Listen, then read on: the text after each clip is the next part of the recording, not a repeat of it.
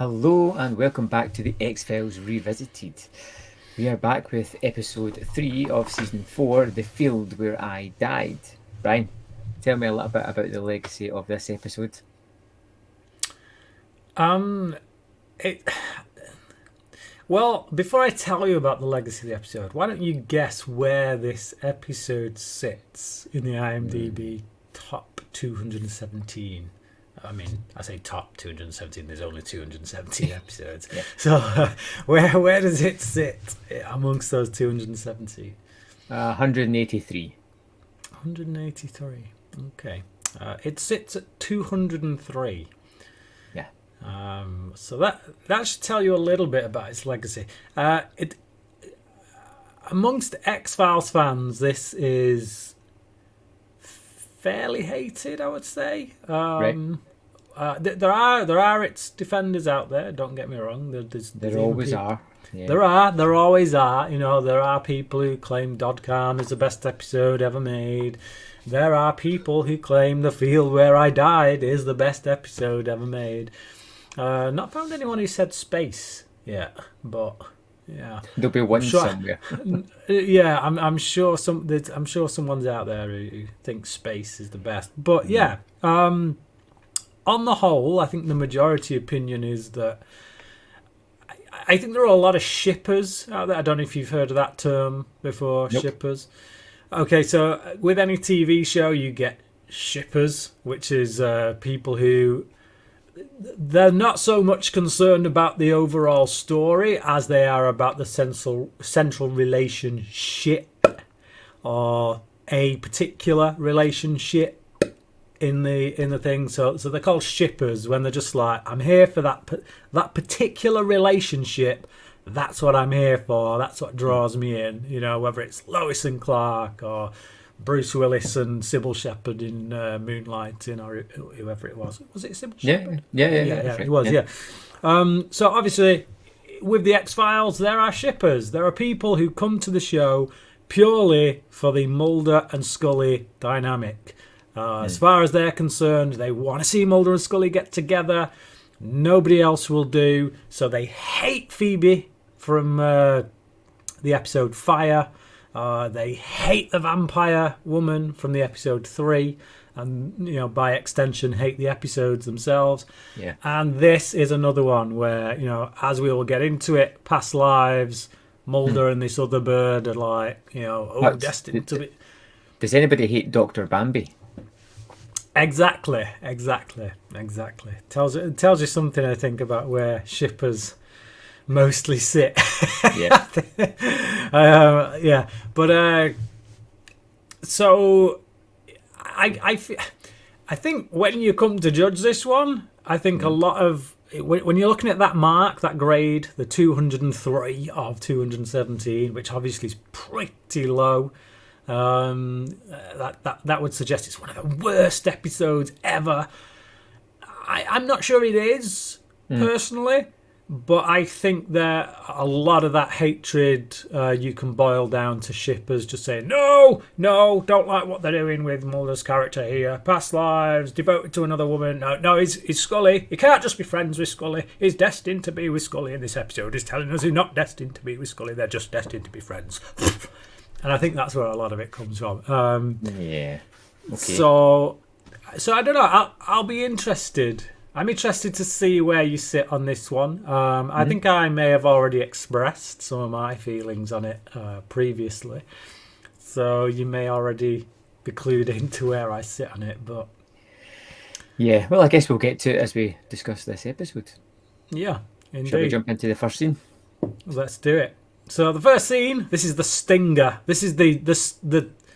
This is the thing that's going to G you up for the rest of the episode. Yes, this is the one that's going to pull you in and make you go, "Oh, where's this going?" It's Mulder. Yep. Poetry Yes. and old photos. Yeah.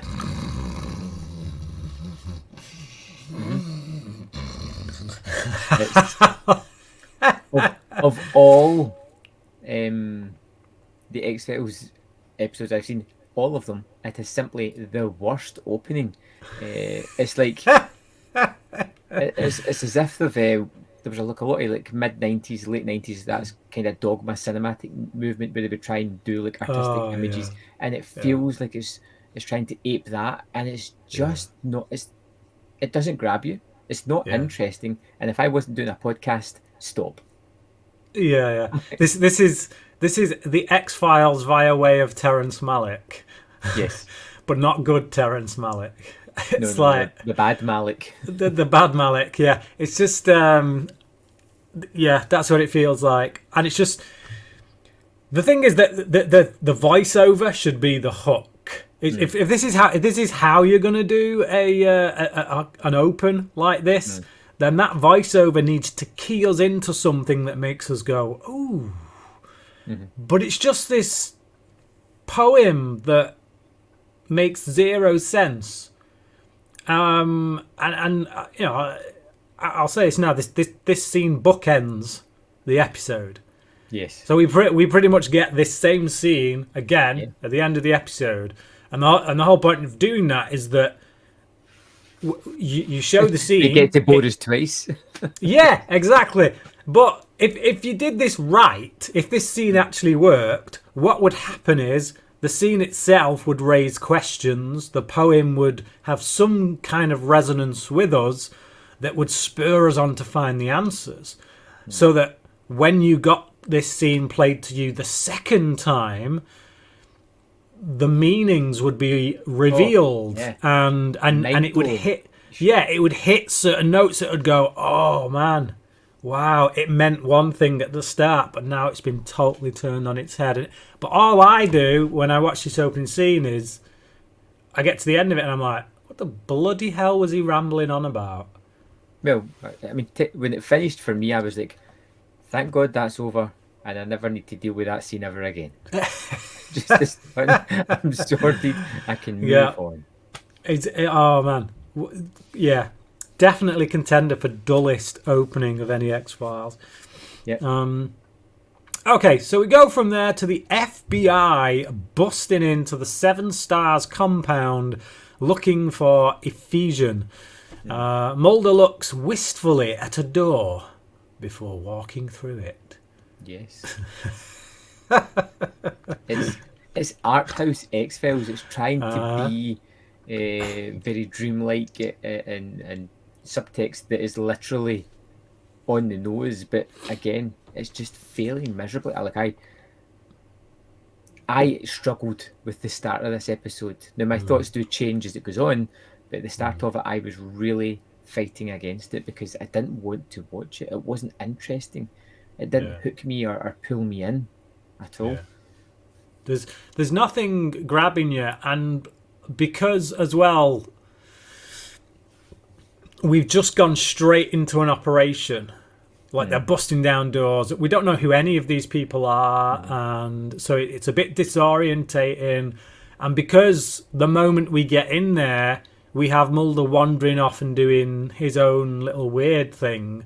We're like, okay, so what are we supposed to be keyed into here? What's the most relevant part? Because they've just busted down the door. I'd say the most relevant part is who are the people they've just busted down the door on.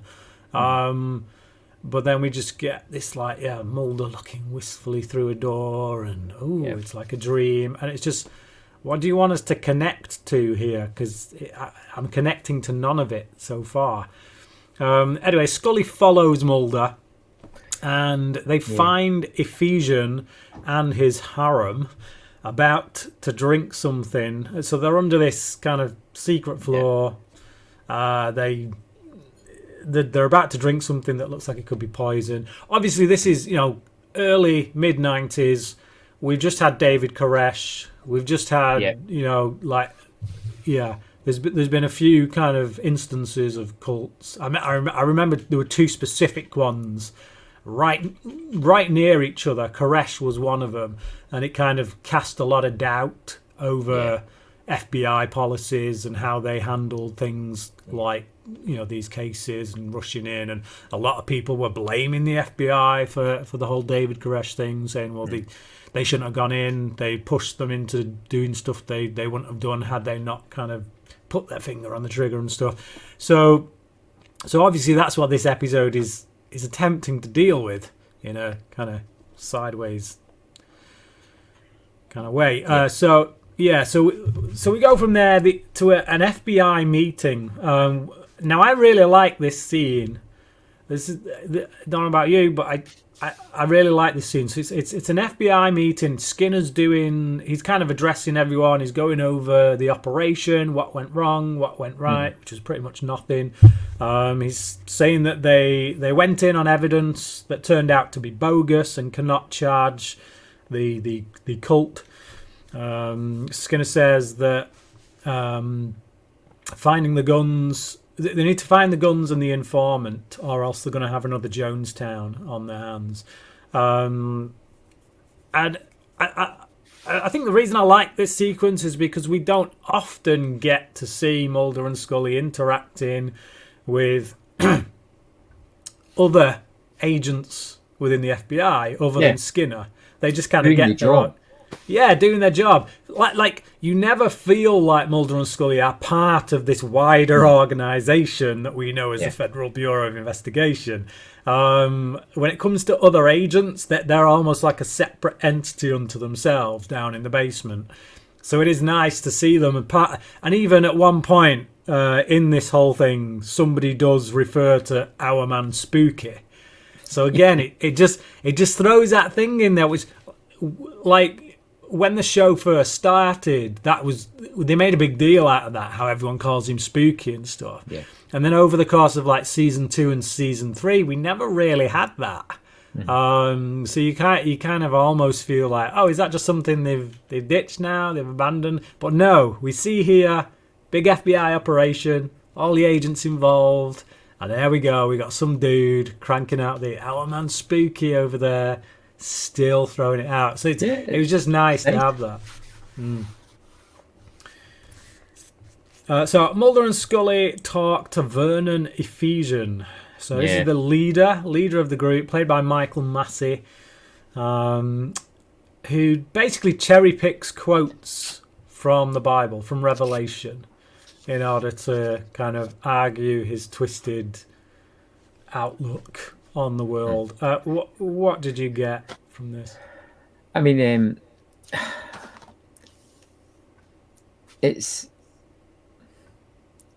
kind of like the performance a little bit. I do like the guy as an actor, but again, I've still not bought into this episode. And this is a guy who's talking about an oncoming apocalypse throughout it.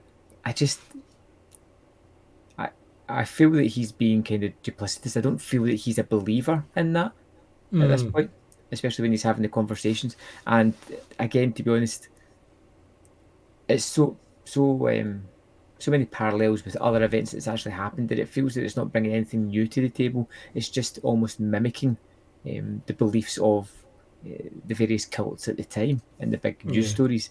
So I feel like if it was bringing something to the actual story rather than just reiterating things that have happened before, it might have been more interesting. But again, still hasn't grabbed me at this point.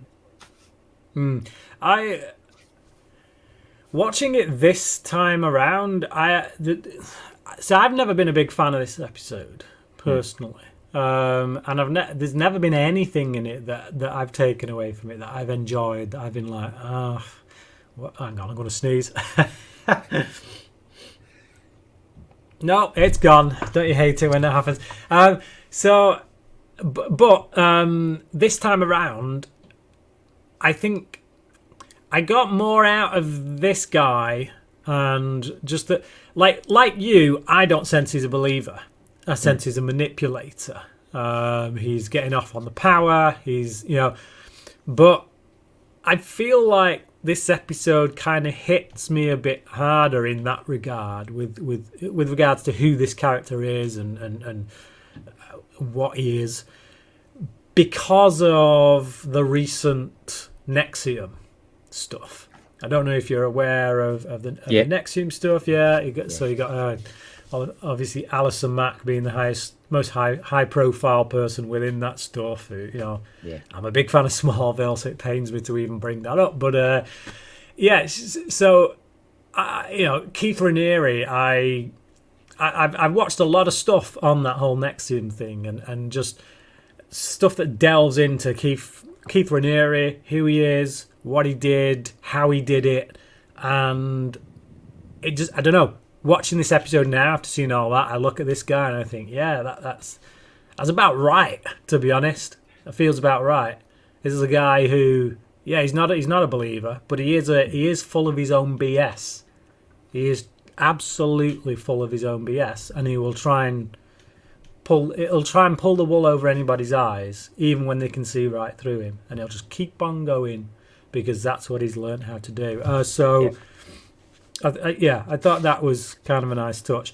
But I think from this point on, and I'm not saying throughout the whole episode, but from this, from the FBI meeting point, I've started to become invested. I'm more interested in it. So all the stuff at the beginning, the wistful looks, the poetry, no thanks. But from the moment we have the FBI meeting and then we're meeting the cult members, I'm like, I start to become invested. It's the next scene that kind of pulls me into it a little bit more. Right. So they go from Vernon to Melissa. They interview Melissa. So this is, I will mention once again, this episode is written by Glenn Morgan and James Wong, and Kristen Cloak, who you can see at the top there, top corner. She is the wife of Glenn Morgan, I think it is. Right. And obviously they wrote and produced the TV show Space Above and Beyond, and that kind of got axed at the end of season 3. It was running alongside season 3 of the X-Files, and when it got axed, basically Glenn Morgan and James Wong came back to the X-Files and said they'd only do so on condition that they could bring, basically each episode they wrote, they were going to shove a cast member in from Space Above and Beyond. I think we've already had a cast member. You've mentioned that previously. We had one. Yes, yeah. And then so Kristen Cloak's here. We've got someone else coming up. Another, I think maybe 2 episodes time. So Kristen Cloak, clearly this is his wife. So he's thought, what is the best possible showcase any actor would want to do? If you got a character that is going to be able to showcase your acting talent, if you have any, what is the character that you're going to do? It's got to be someone with split personality or multiple personality, something, hasn't it? You think James McAvoy in Split to have to pull in all those different characters at once. It's like a showcase. You don't need a show reel. You just do a film like that, and it's like boom, boom, boom, boom, boom. So he's clearly thought, I'm going to write an episode for my wife so she can do multiple roles, and then we'll pass that around and see if it can get her more work. Anyway, but even before we get to the split personality or the past lives coming out, her acting's like spot on. It's great. I made a note almost instantaneously. Like I liked her immediately. You did. Okay. Right. You did not. I'm really torn on Kristen Cloak, man. I really, because I don't know if it is just because of the knowledge that this was written by her husband. Right. And produced by her husband, and so because of that you go into it kind of thinking it's a bit of vanity project stuff going on here, and I don't know, maybe it leaves a bad taste in my. I don't know, it shouldn't. Right. That shouldn't. She's an actor. That's what she does, of course. But it just. I wonder if there would have been other actors who could have brought so much more to it had they been chosen for their genuine talent rather than. I'm just going to write something for my wife, and we're going to see if she can do it. I think she does good. She does a good job. Right. I did like it, and I knew none of that. In the first scene that she's in here, I was just like, "Wow, this is really good." I don't think she does a bad job. I certainly don't want anybody to think that that's what I'm saying. I've just always been on that thing where, and I think it could just be because of that knowledge, and and just thinking, I don't know. Maybe I'm over-examining her performance. But, and again, I knew her from Space Above and Beyond as well. Yeah. So I was also carrying the baggage of knowing who she was in Space Above and Beyond, because she was the hard as nails kind of Starbuck from Battlestar Galactica type character. So seeing her come into this and instantly playing, because when we first see her in this, she's this broken woman. She's very kind of timid. She's a victim. So that, again, that's where I'm coming from. Like, if this had been the first thing I'd seen her in, I wonder if I'd feel differently. But I was so used to seeing her as the, and again, actors should be able to do that. They should be able to go from one thing to another. I think I had trouble buying her in it for whatever reason. And yeah, I don't know what the baggage is there. I don't know why I feel that way. But when I watch her in this, I'm too busy examining her performance, and I shouldn't be doing that. It should just. If I was invested in the episode more, or the performance was better, I don't know. I wouldn't be looking at it and examining it. I'd just be in it. I'd just be with the character. I would forget that this is an actor playing a part. When I watch There Will Be Blood, I don't see Daniel Day-Lewis playing Daniel Plainview. I just see Daniel Plainview, because Day-Lewis has just disappeared so completely into that role. I'm like, I'm just watching that character. So, yeah, I don't know. If anybody else has thoughts on that, then please do share them in the comments. So they interview Melissa, one of Vernon's wives, who turns out to also be Sydney, the informant. So this is the informant that they were looking for. Is actually one of the members, or part of one of the members, is it multiple personality or past lives? That's basically the crux of what's going on here. So Scully's thinking multiple personality, Mulder's thinking past lives. So Skinner tells them they have 15 hours to come up with something. Mulder says they need to bring out Sydney, i.e. use a shrink to bring out Sydney to help them in order to save 50 lives. But Scully calls him out for not being honest with Skinner about the past lives angle. I kind of like this stuff. This sequence is the best sequence in the episode for me. I love it. It's short, compact. It delivers story information, character beats as well with the duplicity. Conflict. Yeah. It does so much with such a short scene. Yeah. It's absolutely fantastic. If the rest of the episode was as good as that.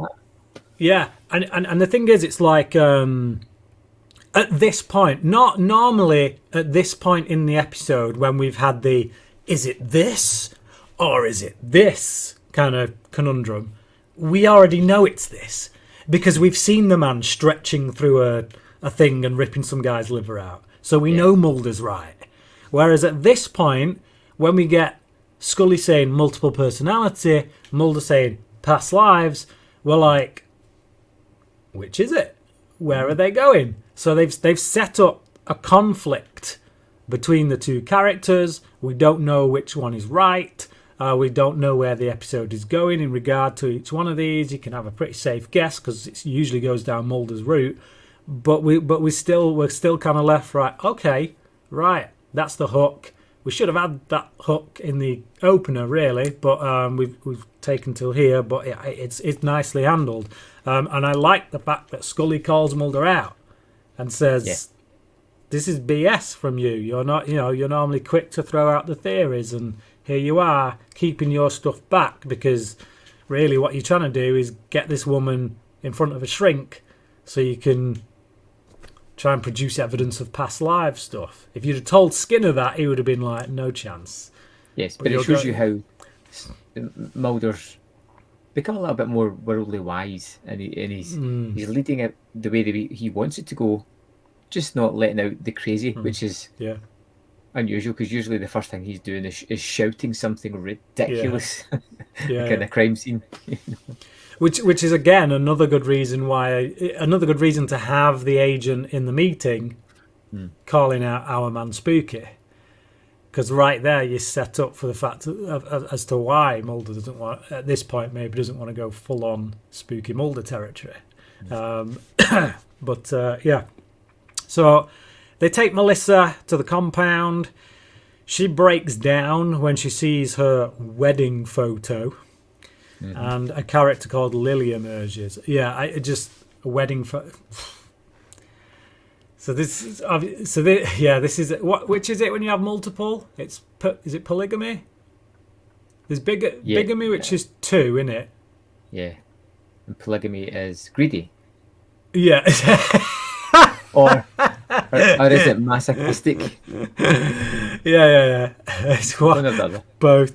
But I just like, I always think about this when you have people who have multiple partners, and I just think that can't work. There's no way that can work. If you're looking at your wedding photo in which your husband or your wife is with you, but you know that in like 7 other rooms, 7 people you know also have a very similar photo, it doesn't work. It's just no.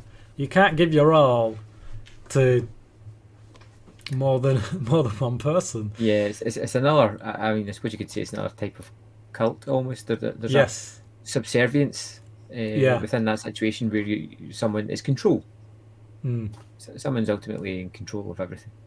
Absolutely. So Mulder says to her that you can all be safe if you just tell us where he hid the guns. But so she goes out to the field where she says she or he, we don't quite know at this point with regards to the personality. He watched Mulder die during the Civil War, and this is the bit I find a bit hokey. With regard, I think I like her performance as Melissa. And Sydney. And Sydney, although the whole tapping the head thing is a bit too much for me. It's just like constant. I'm just like, who does that? Sydney does that. Well, Sydney does that apparently, yeah. But it's like a tick they throw. I get why they do it. It's a physical tick that instantly, if you're talking like this and then you suddenly start going like that, it distinguishes between 2 personalities. So I understand it, but I just feel like it's so constant. It gets a bit irritating. It feels, that's what I mean by I feel like I'm watching someone acting rather than watching a character on the screen. But it's this Civil War one because you got the deep South accent and it's talking about Mulder in a past life, and I'm just like, I can't be doing it with it. It grates on my nerves, and it's supposed to be all romantic and harkening back to simpler times. Just no. Mulder calls for a shrink. So at this point we this also sets up the notion that her and Mulder were lovers in a past life, and Mulder's all suddenly like going, ooh, I'm really intrigued by this, and the audience is like, no. All the shippers are just throwing tomatoes at the screen and stuff. So Mulder calls for a shrink. Scully challenges him on it, essentially calling it cruel to put Melissa through it in order to satisfy his curiosity about past lives. Mulder gets angry with her, shouting at her for not believing. I'm on Scully's side, quite frankly, in this department. If Mulder had at least tried to rationalise it with, if we can get to one of these past lives and find out where the bunker was, I could almost understand why he's trying to do that. And because this is the crux of the episode, they're trying to find this bunker to get the weapons to stop the people. So if you tried to rationalise it that way, I feel that would have been more conducive to the story. Yeah, but but the argument that he makes suggests that Scully is correct in her assumption that the reason he's doing this is to try and find out if this is a past lives thing. He doesn't care about the bunker, the madman. It's just like, we were here on a boring cult case, so we've just wandered into possible evidence of past lives. Oh, rubbing his hands together. It's like, no. Yeah, we've got a woman's life at stake here, Mulder, and we're trying to find his bunker. What the hell are you playing at? So yeah, I'm with Scully on this, quite frankly. But under hypnosis, Melissa recounts a story of Vernon's sins, but cannot give any clues to the whereabouts of guns. But another one of her personalities recognises Mulder, so he figures the best thing to do is also get hypnotised. Mm-hmm. Now, I would like to watch this episode again because I watching it and thinking about it, this is the exact middle point of the episode. Yeah? Yes. Yeah. So we've had the opening scene, the second scene where they're drinking the Kool-Aid, the third scene with the discussion with the FBI, and so on to this hypnosis. Mm-hmm. Now, at this point, I'm pretty sure it starts to replay itself backwards. So then we have another hypnosis scene, but it's a different character. Then it's another scene that mimics the scene before that. So at the end of the episode, you've got I'm standing in the field. Then you've got the Kool-Aid scene. Then you've got the office discussion of them talking about raiding the place, and it's almost as if it meets in the middle and then. Oh man, you know what? That is a bloody good observation that I have never spotted. Fair play to you. That's that actually gives me a lot more respect for the writing on this. That's clever. I like that. Yeah, but I mean, I'm pretty sure that's what it is. No. It's like that makes me want to go back and watch it again. And there ain't a right lot in this that makes me want to go back and watch it again. So that's a good spot. It's almost kind of talking about reliving past lives but with different things happening. Yeah. You know? So the scenes aren't exactly the same, but they do. No. But there is like a touchstone in there. There's a through line that goes up and then comes back down. It's just, and you end where you began. Yeah, that's good. So we have this. So this is perhaps the worst scene in the entire episode. I don't think so. So, oh man, so we learn about Sullivan Biddle, which is Mulder's past life, and Sarah Kavanagh, which was this character played by Kristen Cloak. But we get it in this painfully long sequence in which Mulder is put under hypnosis. And look, I love David Duchovny. I love the guy. I think he's awesome. He's a really talented writer. He's really great at comedy when it comes to the comedy stuff. He's even not a half bad singer. I've heard some of his music. And he's there's no one else who could play Agent Mulder. There just isn't. He is Agent Mulder. He embodies the character. He's perfect for the role. But this is not a scene that you give to David Duchovny because it's painful to watch. Yep. He's So sorry, David. It's not working for me. Nope. It's not good. It's seeing him trying to go all full on. Yeah. Anyway, you know what I mean. You watch the same scene. It wasn't just me who thinks that. So. And again, it shows you how good that woman is. Oh man, it's just okay. Mulder asks. Go on. No, on you go. Just get through it quickly. Mulder asks Scully whether knowing that they are always friends together in past lives would have affected her when they first met. And she says, I wouldn't have changed a day. except for that Flukeman thing, which I thought was quite a nice touch, quite funny. Glenn Morgan and James Wong obviously calling out one of their own previous episodes as well. Which is fine because it's a memorable episode. So. Yeah. But again, at the same time, you're going, oh, I wish I was watching that. Yeah. Okay. So Melissa doesn't believe it. She says if it were true, she'd want to start over and end this pointless life. Mulder says if it were true, no life would be pointless. To which I have to ask the question, if it would be, if clearly her life is constantly to come back and keep suffering, because when we have all these different personalities, we find out that she was in some kind of thing that ended up going badly for her, and that's it. That's her life. So, if anything, if you're going off the whole past lives thing, Mulder's making the argument here that if people if they come back in other lives, then that means life isn't pointless because you get to continue.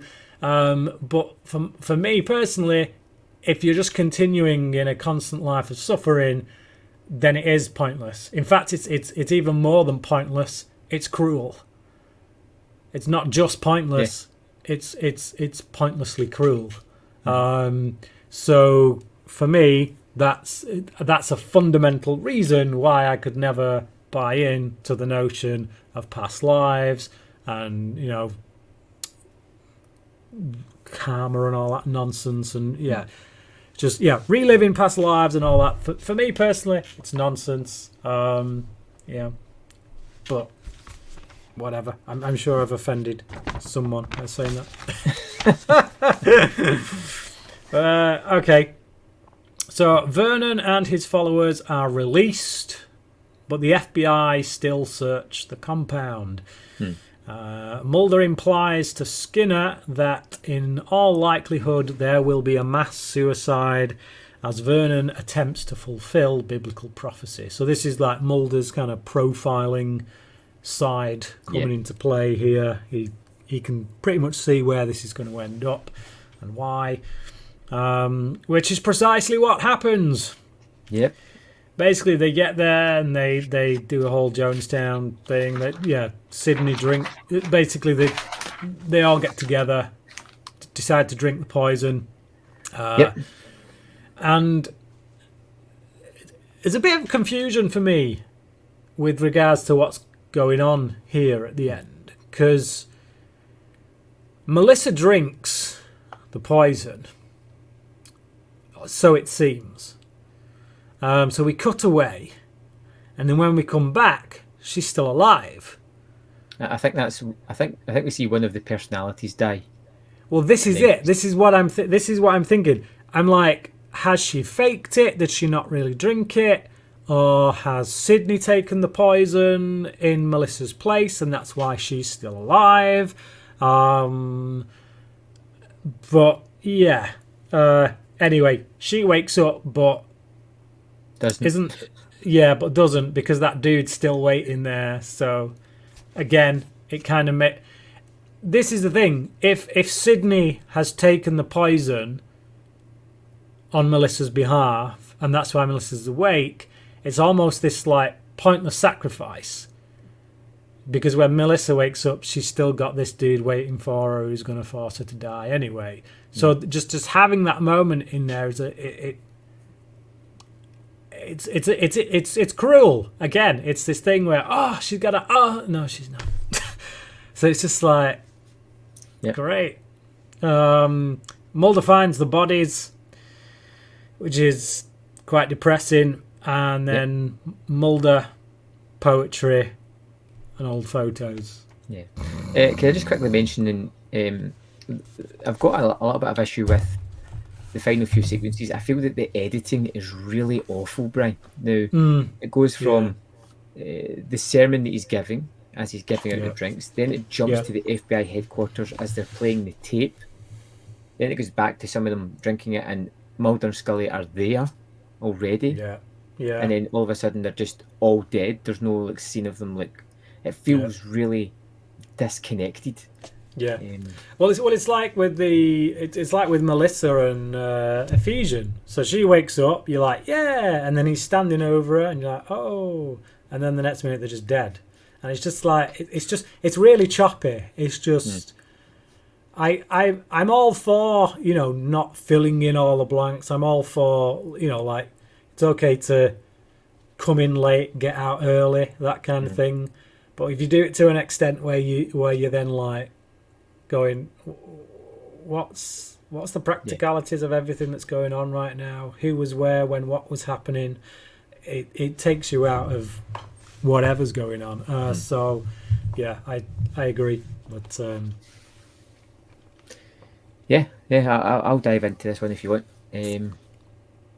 It's a mixed bag. Like, there's certain points where I'm so close to enjoying it, and then it does something so egregious that it just pulls me right out of the episode again. Like, I love a couple of scenes in this that are great. I love the first instance of the split personalities. I love the sequence of the debrief and the situation that's coming ahead. I like the idea, if I'm right, of the mirroring two halves of this episode. But some of the dialogue is awful. The book end parts are terrible.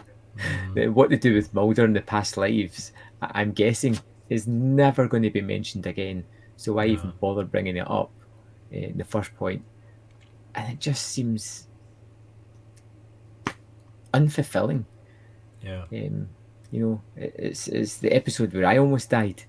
It just kept going. I think for me, I'm in two minds here, Brian, because I feel like I'm going to be generous because I think they're trying something and it just doesn't work. Yeah. I'm going to be generous and give it a 2. Yeah, I've gone with a 2. 2 out of 5 for me. Everything you said. It's just there is a good story in here. I think that would make like maybe a pretty entertaining made for TV movie. If you had more time to play with, then you could get a bit deeper with the characters. But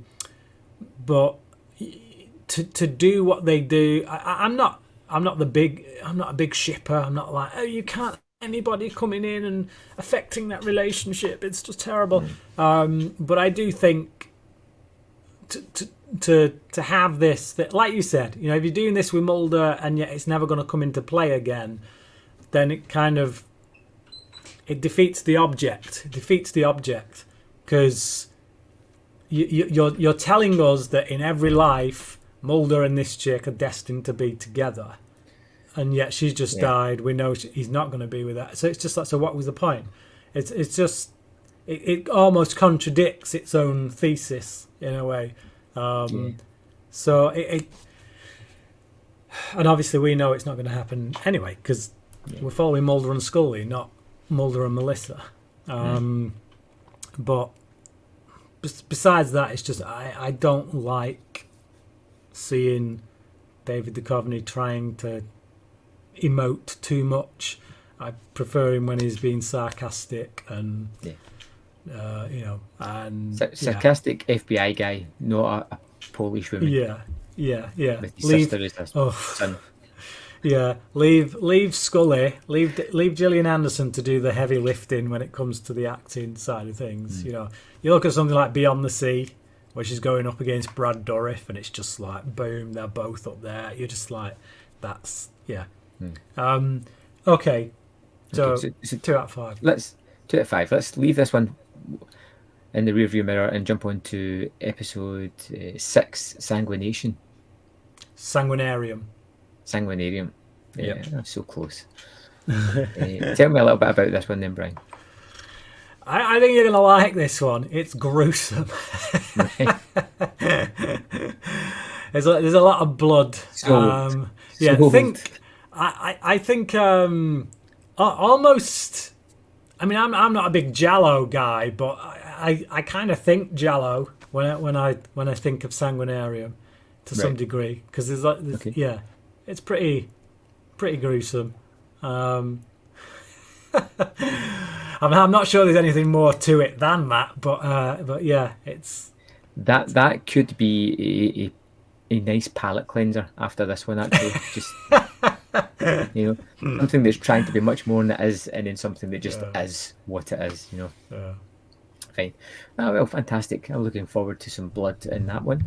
Thank you for watching or listening, whichever your choice is. Don't forget to rate us on iTunes or hit the like button on YouTube. We appreciate it.